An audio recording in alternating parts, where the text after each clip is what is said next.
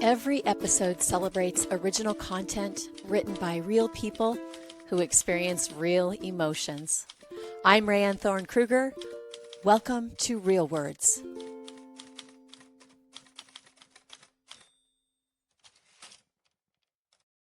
Continuing the ECT series, this is episode 9. My guest today is Bobby Gonzalez. Hey, Bobby, thanks for joining me today. Hi, Rayanne. Thank you for having me. Such a pleasure to have you here. And Yeah. the reason we're talking is about an incredible project that is getting ready to open at the Muckenthaler Cultural Arts Center, where the resident theater company is Electric Company Theater. And this is ECT's series. I'm introducing and welcoming all the actors that get to participate in this production. Very unusual production. If you are unfamiliar with it, so is everybody else. White Rabbit, Red Rabbit is a play written by Nassim Soleimanpour, who is an Iranian playwright. I wanted to make sure I say that right.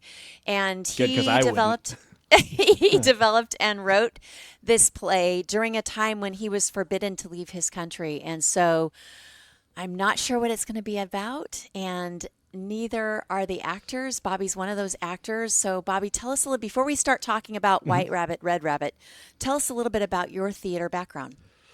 My theater background. Okay. I suppose it probably started in elementary school, is maybe when I first was introduced to, I guess, the craft of theater or acting Yes. as a art form, I suppose. Right.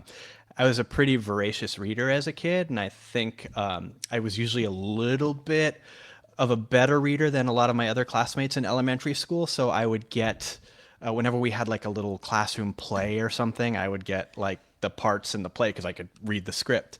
Right. So that was kind of like my introduction to it. And then I continued on doing it a little bit in middle school. I remember in middle school we had some sort of like academic decathlon or something. I don't remember what it was, but it was like a kind of like a competition thing. And me and another classmate did Who's on First, the Abbott and Costello Oh, skit. yes. And we won. So I got an award for it. So I was like, okay, well, I guess this is cool. I get This awards is for doing cool. this Yeah. goofy thing. Did it a little bit in junior high, and then a little bit in high school. Um, Brian Johnson, who's the co-artistic director of ECT, was my high school theater teacher in my junior year. By then, I had kind of like stopped with the theater thing because I didn't really like the program before that. Right. And then Brian asked me to do some stuff in my senior year, and I started to really love it again. And then after that, he would do all kinds of different alumni shows, and then eventually formed ECT, which I've been performing with since kind of its inception, I guess. So that's kind of the Right. long, short history of it. Right. Well, I've had the pleasure of seeing you perform many times and performed with you when we Yeah. did Oh, Fiddler on the yeah. Roof a year ago. Hard to believe that That was a was a year year ago. ago? Yes, it Ew. was. Ew. Don't. Ew. So A fun. So year. fun. Yeah. So, when you think about this production, the construct of White Rabbit, Red Rabbit is none of the actors get to see the script at all Mhm. before until just before they walk on stage. And each performance is done by one actor one night.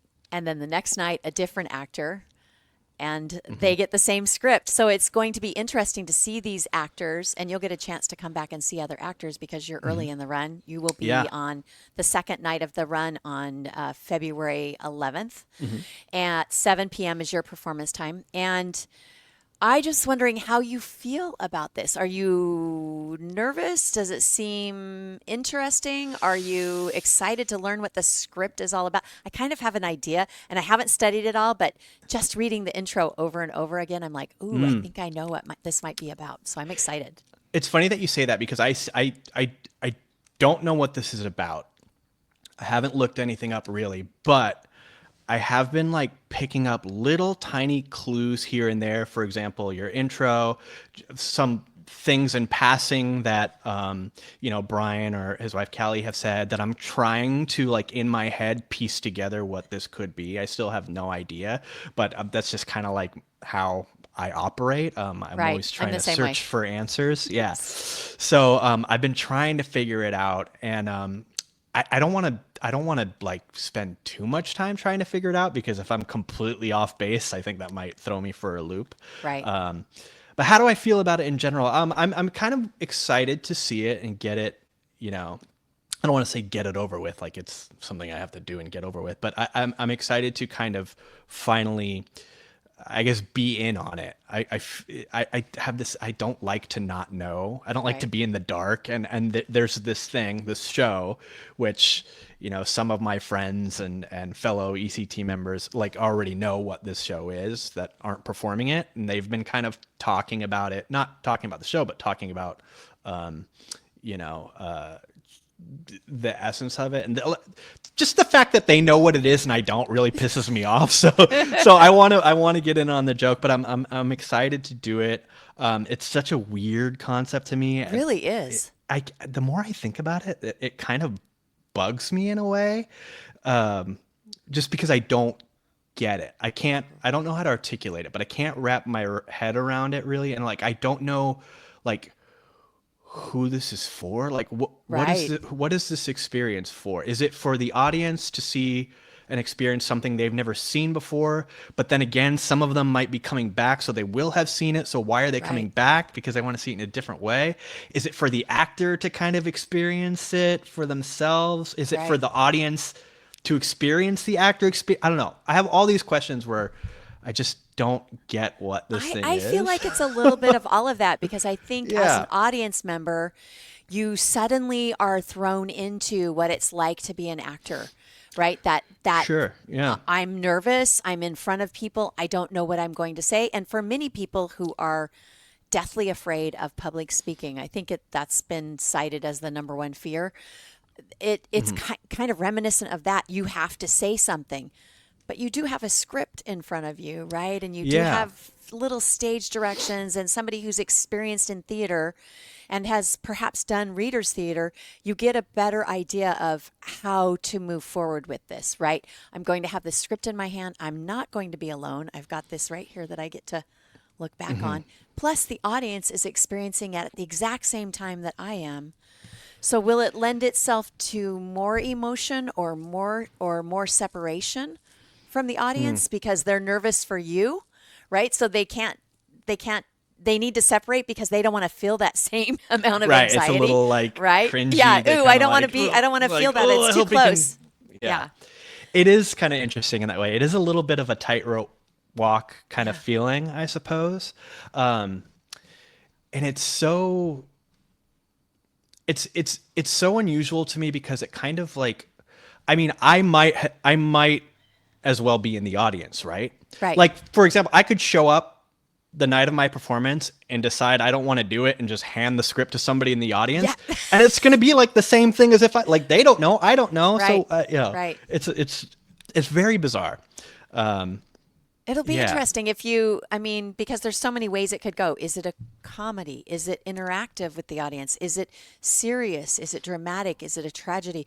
How will this whole thing work? And we shouldn't probably dive into it too much, but I can't, the more that I talk to each of the actors, the more I'm like, I can't wait to see what yeah, this is just all about and feel part of it, right? and speculating about it. And Yeah, speculate. Yeah. I kind of anticipate it might be a little bit of everything. I I assume think there's so some too. sort of a, but isn't that life? I mean, life is a That little bit is, of everything. It's ups and downs. It's happy. It's funny. It's sad. It's goofy. So it's I true. imagine it'll be a lot of that. But one of the things that kind of, I'll say kind of bugs, I don't know.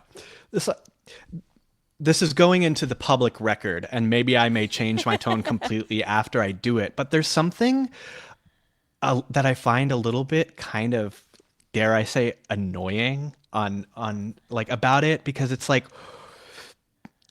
why does this hinge so much on the performer not knowing what the Right. show is? And as an actor, you expect to have a script, so you have time to develop a character, dive in. Right. What does this sound like? What does they look like? How do they walk? How do they talk? What's their All that thing. backstory? All of those different things that you do Sure. as an actor, right? How do I tell this story? How do I articulate this? But for whatever reason, the playwright decided I'm not going to let you be an actor. You're just going to you have to put trust in the text, I guess, but um, it kind of really strips away what it means to be an Yeah. actor and a performer. Like you don't get to do any of that stuff that Right. typically comes with the job. And part of me is always like, why? Like why Yeah. can't I? Why can't why can't you just show me the script or at least some of the script or have and then there are chunks of it where it's like open for interpretation. I don't know.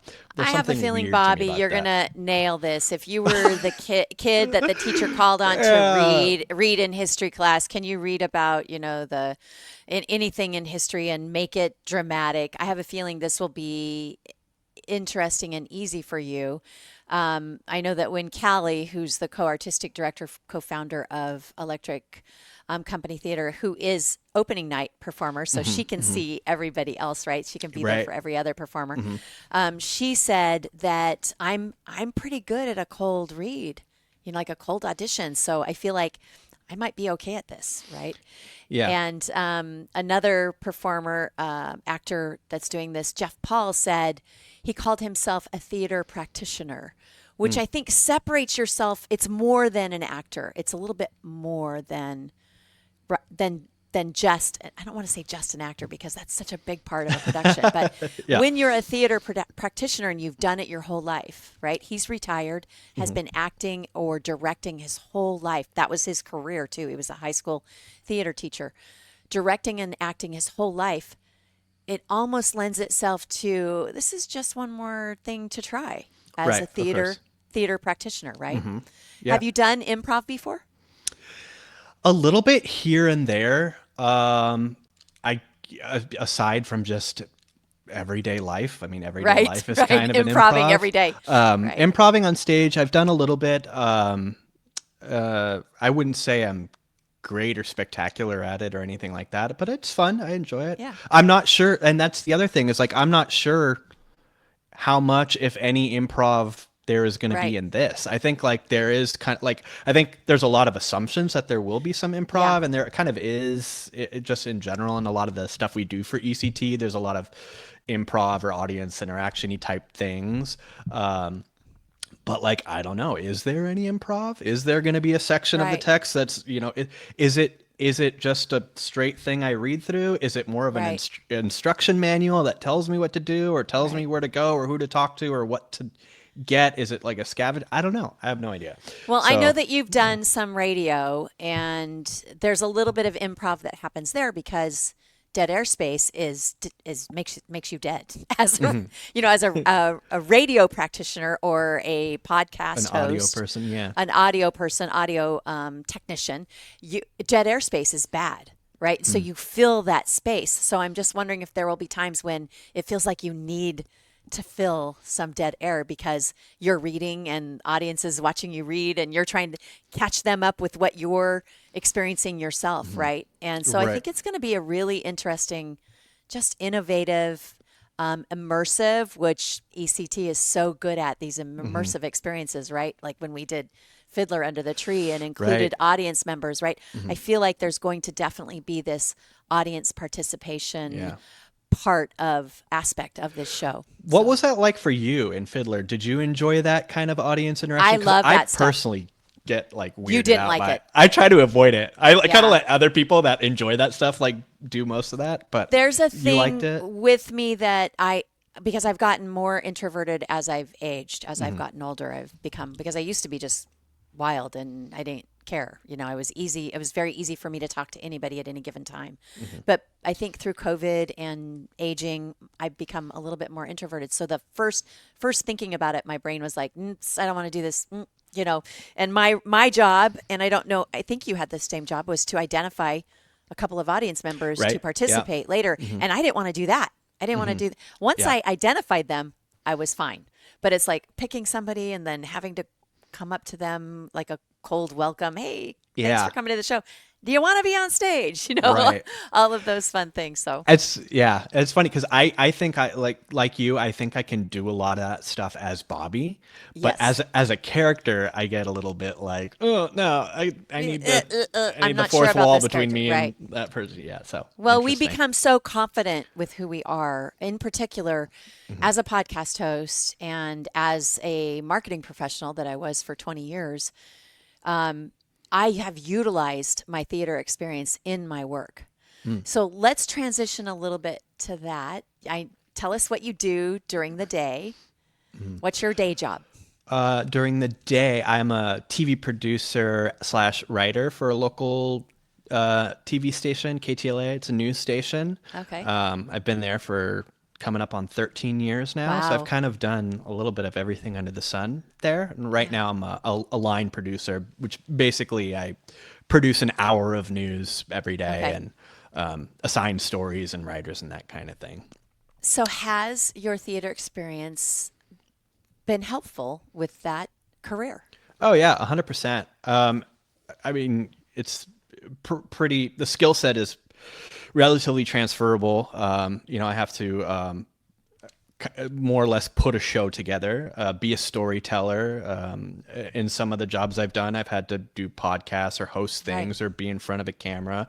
I've had to write, collaborate with eccentric personalities. It's all it all transfers over. So definitely, I think my experience in theater and background in theater has helped that dealing well under pressure, all that Right. stuff. I mean, I think you could take the skill sets in live theater and take them pretty much anywhere, no matter what job you do. So I feel the same way. I feel like my experience in theater aided me in, and I'm one that type of person that's had three or four different careers.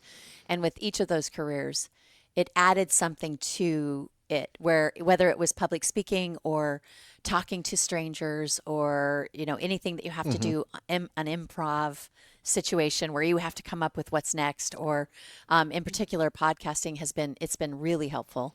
So, because there is a performative part yeah, of our work, right? In any yeah. kind of work, you are performing, you feel like you're being judged, so you want to perform the best possible. hmm So if you've got this great career where you get to utilize this skill set, why continue to do theater?